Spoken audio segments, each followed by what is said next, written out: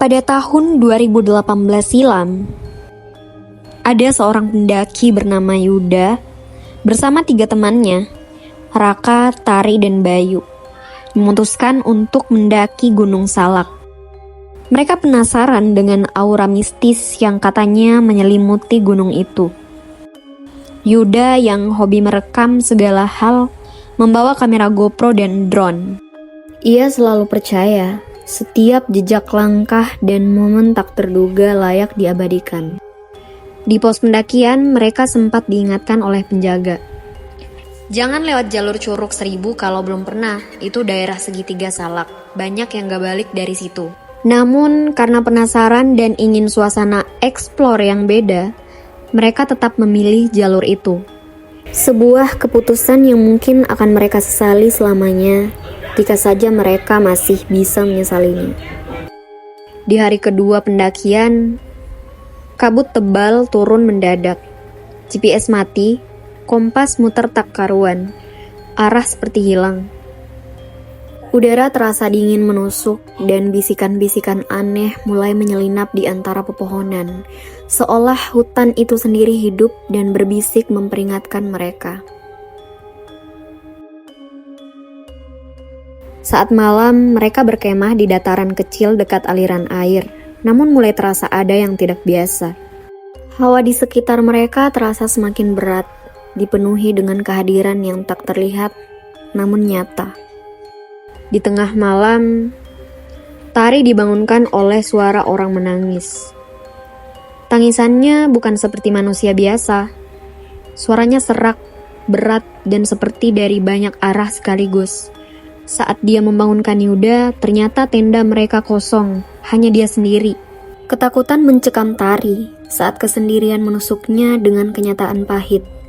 Ia ditinggalkan, atau lebih buruk, ketiganya telah direnggut oleh sesuatu yang tak kasat mata. Tari keluar, panik mencari ketiganya. Tapi dia hanya menemukan jejak kaki berputar di tempat. Dan saat dia berbalik, ada sosok hitam tinggi berdiri diam beberapa meter di belakangnya. Tanpa wajah, tubuhnya seperti kabut padat. Sosok itu tidak bergerak, namun kehadirannya membekukan darah Tari, seolah mata tak terlihat mengawasinya dari dalam kegelapan. Dan tiba-tiba gelap. 3 hari kemudian, tim SAR menemukan Tari duduk membatu di pinggir tebing.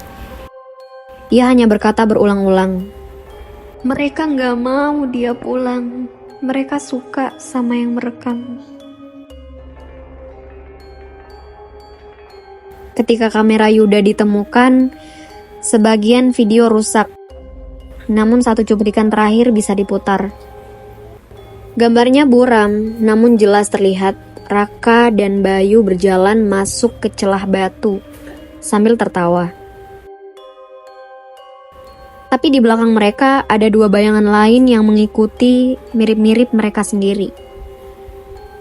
Bayangan-bayangan itu bergerak dengan gerak-gerik yang sama persis, seolah refleksi gelap dari jiwa mereka yang terpikat ke dalam dimensi lain.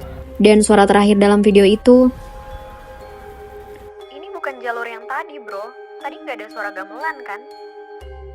Kemudian terdengar deru drone Yuda yang tiba-tiba berputar tak terkendali di atas kepala mereka. Lalu jatuh dengan suara gedebuk samar, seolah ada yang menariknya ke bawah. Suara gamelan itu semakin jelas, mengalun lembut namun menusuk, seperti dimainkan oleh entitas tak kasat mata yang mengepung mereka. Di detik terakhir rekaman, sebelum benar-benar mati, terdengar bisikan serak seolah tepat di samping kamera. "Selamat datang, pendatang baru." Sejak itu, kamera dan drone Yuda dipajang di pos pendakian.